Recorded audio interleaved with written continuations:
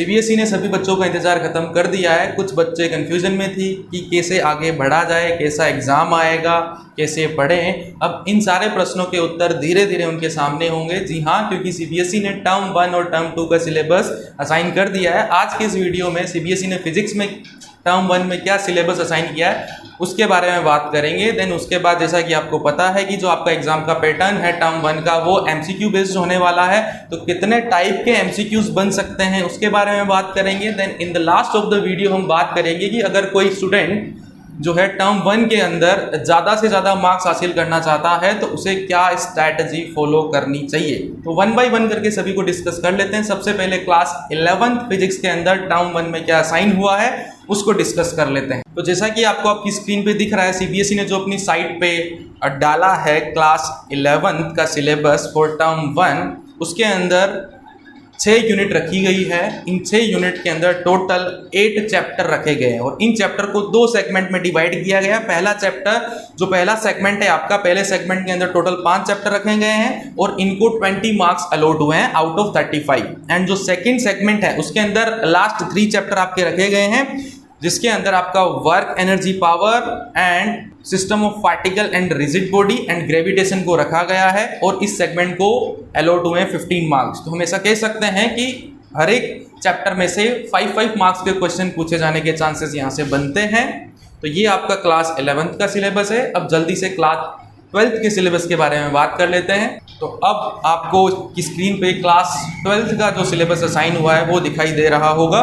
Class 12th के syllabus के अंदर टर्म 1 के अंदर टोटल 4 यूनिट असाइन हुई है, जिसके अंदर टोटल 7 चैप्टर आपको असाइन हुए हैं। इनको भी 2 सेगमेंट में डिवाइड किया गया है। पहले 3 चैप्टर को आपका अलग सेगमेंट बनाया गया है, जिसको टोटल 17 मार्क्स अलॉट हुए हैं। कह सकते हैं कि जो डिस्ट्रीब्यूशन है लगभग 50% है।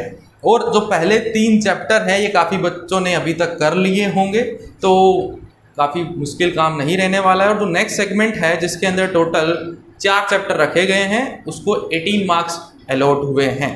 तो मेरे हिसाब से ये क्लास 12th में पढ़ने वाले बच्चों के लिए काफ़ी उनके फेवर में जो है टर्म 1 का सिलेबस है, ऐसा बोल सकते हैं।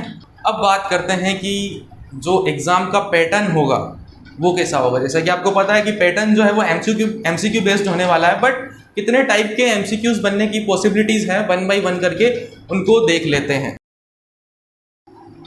तो टोटल 3 टाइप के एमसीक्यूज पूछे जाने की पॉसिबिलिटीज बनती है। सबसे पहला टाइप है आपका कॉन्सेप्ट पे बेस्ड एमसीक्यू, यानी कि ये आपका किसी फिजिकल लॉ पे बेस्ड हो सकता है, किसी साइंटिफिक फिनोमिना पे बेस्ड हो सकता है। अब यहाँ पे उन बच्चों को फायदा होने वाला है इस सेगमेंट के अंदर जो याद आसानी से कर सकते हैं, जिनकी मेमोरी पावर अच्छी है, उन बच्चों को इस सेगमेंट के अंदर फायदा होने वाला है।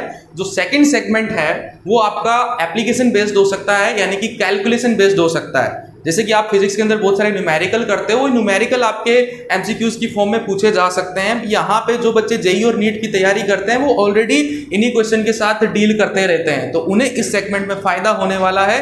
एंड जो थर्ड सेगमेंट है वो आपका हो सकता है असर्शन रीजन टाइप। उसके अंदर आपसे real life situation based question पूछे जा सकते हैं। अब इसमें सभी बच्चों को प्रॉब्लम आने वाली है, because real life situation based question ना तो जेईई का बच्चा प्रैक्टिस करता है, ना ही बोर्ड का बच्चा, ना ही नीट का बच्चा प्रैक्टिस करता है। तो आज से ही आपको इन क्वेश्चन की प्रैक्टिस करना शुरू करना पड़ेगा। आपको सोचना पड़ेगा कि ये मैंने जो टॉपिक पढ़ा है इससे किस टाइप के क्वेश्चन बन सकते हैं। अगर मैं एग्जांपल दूं आपको कि किस टाइप का क्वेश्चन बन सकता है, तो इसका एग्जांपल हम ले लेते हैं करंट इलेक्ट्रिसिटी वाले चैप्टर से। आपको ऐसा क्वेश्चन गिवन हो सकता है कि एक बच्चा है, एक स्टूडेंट है जो एक्सपेरिमेंट कर रहा है, वो एक पर्टिकुलर रेटिंग का बल्ब यूज करता है किसी पर्टिकुलर बैटरी के अक्रॉस, बट जब वो सेम रेटिंग का बल्ब सीरीज में लगा देगा तो पहले वाला जो बल्ब था उसकी ब्राइटनेस, उसकी इंटेंसिटी पे क्या फर्क पड़ेगा, या फिर ओवरऑल इंटेंसिटी उस रूम के अंदर उस पर क्या फर्क पड़ेगा। ऐसा क्वेश्चन आपको बना के दिया जा सकता है। एकदम real life situation based question है, अगर सीरीज में लगाएंगे तो क्या होगा। तो यहाँ पे आपको पावर वाले कॉन्सेप्ट से जाना होता है, तो इन क्वेश्चन के लिए आपको रेडी रहना पड़ेगा।